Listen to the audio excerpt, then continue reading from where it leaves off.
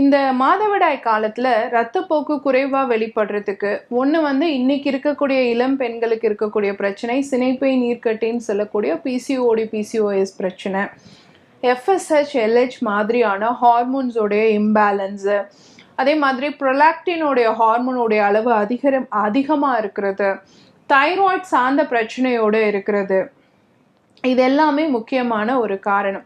அதே மாதிரி ஸ்ட்ரெஸ் ஹார்மோனுடைய அளவு வந்து அதிகரிச்சுக்கிட்டே போகிறது, அதுவும் ஒரு காரணம்.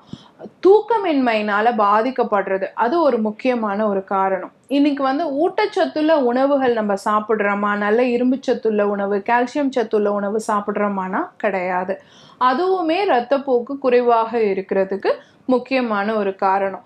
என்ன உணவுகள்லாம் சாப்பிடக்கூடாதோ அந்த மாதிரி ஜங்க் ஃபுட்ஸை, நிறையா கேக் ஐட்டம்ஸு, நிறைய ஆயில் ஃப்ரைட் ஐட்டம்ஸ்லாம் எடுக்கும் பொழுது நம்மளுடைய உடற்பருமன் அதிகமாகிறதுனால, வெயிட் அதிகமாகிறதுனால, இன்சுலின் ரெசிஸ்டன்ஸ் இன்க்ரீஸ் ஆகும் பொழுதும் இரத்தப்போக்கினுடைய அளவு வந்து கண்டிப்பாக குறையறதுக்கான வாய்ப்பு இருக்குது அப்படிங்கிறத நம்ம தெரிஞ்சுக்கணும்.